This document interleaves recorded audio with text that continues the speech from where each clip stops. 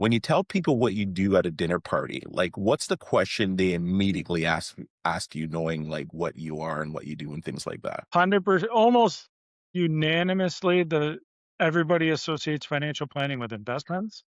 Okay. So almost guaranteed the first or second question they're going to ask me is like, what's the hot tip? What's the hot investment? What do I think about a specific type of investment or segment? It's almost always around like they want the hot gossip. And I do spend some time reading every day, but I'm not on Wall Street getting the inside scoop, and my crystal ball doesn't work. So there is Do no you hot think tips coming.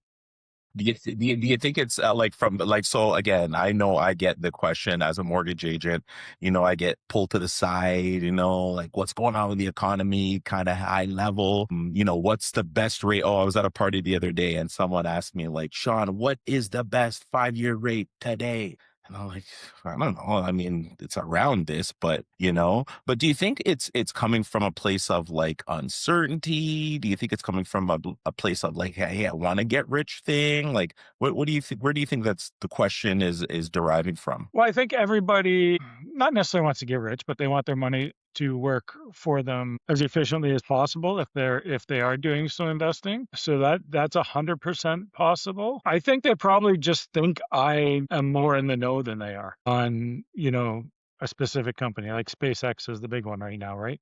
Sure. Right. So like they probably think I know more about SpaceX than the average person. And I don't. Gotcha. I don't do stock picking, so I don't follow it that closely. So I think some of it is they just think I have like almost like inside information, right? Some like insider trading that I can share with the neighborhood to make everybody's money grow faster. Fair enough. Fair enough. And I mean, obviously, like, with financial planning, like people just want to kind of get to the quick number kind of deal, when financial planning is a lot of probably like boring stuff, right? Like, let's go and make sure that we have, what your expenses are, like let's get a full picture kind of deal. Would you say that's a bit accurate? Yeah, so financial planning in itself is like my job is to help somebody see the big picture, right?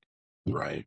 Like they might work with their accountant on taxes, they might work with their estate lawyer or corporate lawyer on a business or wills and powers of attorneys. They may be working with, their family on daily expenses. Whereas I have knowledge in all those areas, not to the same extent, but I have to try to help them piece the whole picture together rather than maybe they're missing the top corner or the middle. And so that's where I come in. I come in to try to put everybody together and work with your team on, maybe work with your accountant. We might have different ideas on tax structure that saves you money. Cool. So I'm going to set the scene for you. Okay. So we've got a family in Oakville. I picked Oakville, but it could be the Halton region, it could be anywhere, right? They've got 2 kids, let's maybe throw in a dog. They got a dog, 2 kids, they got a mortgage, and, they have 2 vehicles, vehicle husband, vehicle wife. So based on your expertise, what's keeping them up at night financially in 2026? I think the one I hear most frequently from my clients, whether it's the retired, have families, grown kids, young kids, is how do we do everything, right? How do we get the kids into sports or ballet or whatever event they like, painting, karate? Like, how do we, get them to summer camp so we can work during the summer while they're out of school? How do we afford that? For the parents, how do we take care of ourselves, get time to go to the gym, read a book, take some time alone in the basement where nobody's bothering us? That self-care part of life that removes the stress. And I think on top of that, then they, are looking at it from a financial point of view and they're like, well, the money only stretches so far. How do we Or afford this? how do I start saving for retirement when I got 2 car loans and a credit card debt and a mortgage? And Johnny wants to be a goalie, and that's $10,000 worth of equipment every year. So I think that's kind of the biggest thing is just how do they get everything done at one time? Yeah, I mean, I can definitely relate to that, just because I think about even my own kids, and it's like you start writing the checks the moment they start playing anything, right? And, I know from experience, the challenges is, you want them to succeed, you want them to continue, right? And like that's a part of a lifestyle you don't want to give up. You know what I mean? Like if push came to shove and your expenses were challenged, right? That's a part of the lifestyle you don't want to give up. Like you'll give up other things, but like definitely not your kids' sports. So I can totally see kind of parents figuring out how that is going to work. So talk to me right now a little bit about, kind of like the current state, right? As a mortgage agent, I know when I talk to people or just even at the gym, working out, whatever, everyone feels squeezed in some way, but they can't explain why. Can you help us break it down to where the money's actually going and like what's actually happening? Like why do people feel like this? Think part of it. So I think part of it is people don't feel like they get as much as they used to for their money, right?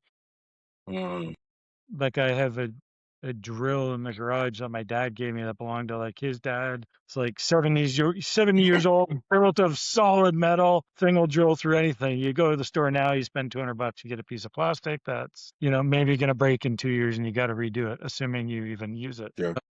So I think people feel they get less for their money, whether that's through inflation or shrinkflation, right? You're buying a smaller product for the same price. I think a lot of it is a little bit of that lifestyle creep. Okay. People live on monthly subscriptions these Okay. days, right? Everybody well, not everybody. The majority of people that I work with anyway, you pay your insurance every month, you pay your life insurance every month, you pay your cable bill, or your internet bill, or any of your streaming services. Everything is segmented into 1 month. Okay. And so as your kids maybe get a little bit older, they're 5 or 6, and then they're like, "Hey, we want Disney." And you're like, "Oh, Disney's only $20 a month. That's doable." But it's just another $20 on top of the next thing that's $20 a month. That's on top of the next $20 a month, and it just constantly adds up. Okay. And in the past, like I'm in my 40s, right? When I first moved out of my house, like my parents' house at 20 or whatever, 18, whenever, however old I was, like you had to go to the landlord with a check. You had to mail a check to the hydro company. You had to mail a check to whatever. Now it just all comes out of your account. So every Sure. month you just have all this stuff coming out of your account. You know you're paying hydro, but you probably don't look at the amount. Or you're paying for a gas bill, but you don't look at the amount. And so I think a lot of it is people aren't as aware of necessarily even what they're spending their money on. Okay. And that's how that constantly just every month it's like, oh, this costs $20. This costs $20. Don't get me wrong. I don't want to be the guy who says, don't go to Starbucks. Hey man, come on. No, Don't be don't the get guy. this, Oh, can we don't go get to the Netflix? streaming. We have Netflix, man. Like, Like, come on, man. yeah, What's going don't get on? Netflix. Like I got 4 or 5 streaming services of my own, right? Exactly. So I get it. I get how it happens, but I think that's where a lot of that is. And then commercialization. Obviously, everybody wants the newest thing, right? Like how many times you see on the news, iPhone, whatever comes out, and you got 10,000 people on a line somewhere. Gotcha. Got to get the new phone, got to get the new this, got to get the new that. Again, as long as you have the money to do it, it's fine. Cool. So outside of like, regular inflation that's happening all the time, right? Like Yep. kind of what you're sharing with us is like, you're seeing the, lifestyle creep in because it's like the same dollar, but it's being communicated to us through subscriptions and it's being communicated through us through monthly services. And, they're small, but, when you compound them all together, they create a high monthly expense, right? Yeah, for sure. Like for sure. Like you don't think about it. You're like, yeah, Netflix is $25, or I don't even know what it is, and Amazon Prime's 11.29, so I get my package the next day or the same day. And this is this, and this is this, and then at the end of the month, if you're tracking your expenses, you go, holy smokes, I'm spending $115 on streamers. Yeah. Well, I used to spend $100 on cable, so now I got rid of my cable, but I'm spending more. I've just replaced it with something else, and I'm spending more than I used to. And God forbid you watch YouTube ads, right? Like God Yeah. forbid that you watch YouTube ad, like what's going on here? You know what I mean? You have to have YouTube premium, it's Yeah. only 15, $16 a month. You have to have it. So Yeah. you know what? That leads me to my next question because I know I have my idea of what I think, but I'm curious to hear what your response to this one is. It's What's the most expensive mistake you've watched a family make, and what would have prevented it? Thankfully, I don't think I've had any clients make a really expensive mistake, but in general, I would say the biggest or the most expensive mistake people make is waiting too long to plan. Ooh, okay. And whether that's, getting insurance when they first get married or first buy a house or first have a kid, that adds, the older you are, the more expensive that is to buy. Okay. Waiting too long to start investing because they don't have everything always adds up like $50 a month if you invest it for a long enough period of time with a decent return and maybe some compounded distributions in there will add up to lots of money. So if you only have $50 this year, start with $50. Right. If you're 25, that $50 could be who knows what by the time you get to retirement. And then when you're 26 and you get the raise, put the next $50 to work. Exactly. And so I think in general, whether it's protecting yourself, investing, trying to save taxes, planning your estate or your legacy, the thing that people tend to get, I would say, most wrong is just waiting too long to start doing it. Yeah. Yeah, I'm sure that's I could see how that would be a very common thing. By the time people get to you, it's like, they probably say, "Man, I should have, started this earlier," kind of deal, right? Yeah, yeah. Yeah. It's usually And when there's no sometimes age to start. Like you can start financial planning like anytime. Like I think sorry about that, but I think financial planning is something that people think about like in their 60s or when they're retired. But you're saying like earlier, like get on it early. yeah, the most expensive mistake you will make as an investor, more than likely, is when you're 20 and 30 and not doing it. Right. Right? Because those years will just by default be help the compounding process, help your money grow. That, there's a couple things you can look at if it's just an investment, right? It's either the length of time you're invested in the stock market or the bond market or wherever you're investing, the return you're getting from that investment. Yeah. And like those, those are the two main things. And the time will eventually, the longer you're in there, the less the return matters. Right. So yeah, as I said, most mutual funds you can invest like 25 or $50 in there a month to start. Just start. So speaking about those vehicles, walk me through the difference between, your typical RRSP, TFSA, RESP. Like I'm a complete beginner, because a lot of people, kind of just do this because they hear that's what you should do, but they don't really understand how the product works. So break the difference down between all of these products for me or for us, Yeah. I should say.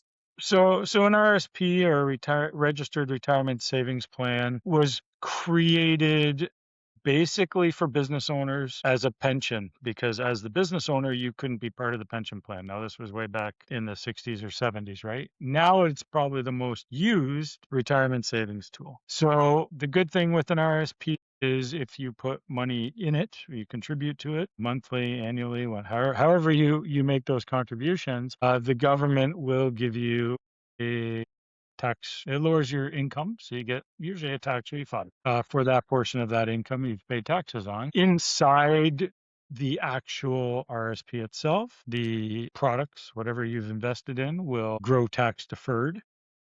Okay. And sometime in the future, before age 71 or at age 71, you'll convert it to an income fund where the government will then mandate kind of how much you have to take out as a minimum. And then you will pay taxes on it then. So they've been nice. They've let it grow for a long period of time, but there will be, you will pay taxes. And really, the contributions are only limited by the amount of income you make. It's a percentage of your income you're allowed to put in every single year. The tax-free savings account, or TFSA, is in Canada, probably the most versatile account that you have. Your annual contribution comes out every year. I think in November they throw out what the annual limit is. This year it's $7,000 and it's increased by inflation and rounded off and so on and so forth. Again, all the money that's contributed, anything that grows in there will grow tax free in this case, as it says in the name, because you don't get the tax refund up front. They don't charge you tax on withdrawals in the future. Now, the key with that one is there's no age that you'd have to take the money out at. There's no mandated minimum in the future. Again, that money comes out tax free in the future. And if you take the money out in the future, you get your contribution and space back. So, if you take out $5,000 to fix your roof, and next year you have an extra $5,000 to put in, make sure of the timing, work with your advisor, your person, whoever that is, to make sure you don't, you get the timing on that right. But you can put that $5,000 back in and bet again. Work with your person. Don't get penalized for Yeah. or for contributing. And our RESP, or Registered Education Savings Plan, it's kind of right in the title. It's there for post-secondary education. Basically, you can start as soon as your child has a social insurance number. So usually it doesn't take too long to get that going. There is a maximum contribution amount. Currently, it's $50,000 for the parents to put in. There is no tax deduction or income deduction on contributions. Again, all the money in the plan itself grows tax deferred. The government will give you grants up to 20% every year to help fund your child's education. And then in the future, when the money is taken out, it actually gets taxed in the child's hand, which is great because an 18-year-old kid going to school probably has next to no income. Yeah, probably. Rather compared to their parent who could be who knows what age, making who knows what salary, they probably have income taxes to be paid. So, and the RSP can be opened. I'm not even sure what age. It doesn't have to be used like at day one they turn 18. It's got to come out. If they want to take a year off, 2 years off, go, whatever, as long as they go to basically a pre-approved post-secondary education, college, university. Sure, there's other ones. Cool. Well, I mean, in your explanation of all of them, the key word, common denominator word is tax, tax, tax, tax, tax. Like I heard a lot of tax everywhere. And I mean, you know what? I think, if you're open to it, we'll kind of come back and do a whole other, session about these particular products in general and kind of like, the pros and cons of each, because I think diving into them deeper will definitely help families. So I wanted to jump to something real quick because, is the saying have we created a saying yet, like 50 is the new 20, or like 30 is the new 20, or 40 is the new 20? Have we created that saying yet? It doesn't exist yet, or is 50 still 50? Like when you're 50, you're 50. I'm sure there is a saying out there. I don't know what it is. Okay. So yeah, we're waiting for that saying to come up because, I'm talking and I'm thinking about someone who is watching this and is 50 years old and they feel behind on retirement, for whatever reason. Let's say they're coming out of a divorce, whatever life has served them up, right? They feel a bit behind coming out of retirement. What do you think is the realistic pep talk right now? Like what do they do now? They come meet you. What do they do now? So our first step is to find out where they are now. Okay. Right. What assets do we have? What investments do we have? What expenses do we have? And then we want to project all those things forward using some inflationary numbers, retirement age goals. You don't know if you're behind. You don't know if you're ahead. You don't know anything until you know where you are now. Then we want to work on where we want to go. Now, the where we want to go conversation, if you're 50 and feeling behind and are behind, to use the basketball term, could be a bit of a heat check. We have to say, can we really retire at 60 instead of 65? Can we really retire at 65 instead of 70? Are we really going to have the amount of income that you want or you're expecting to have in retirement? The reality is there's still time, even if you do make that decision to get out at 65 out of the workforce. That's still 15 years. You can do a lot of good things with your investments, assuming the markets play along and help you out. Okay. But at the same time, you may have to make a few sacrifices now to help you catch up. Sure. And or you may have to be willing to make some sacrifices on those things we checked earlier and know they may not happen or happen as easily as you want them to. Right.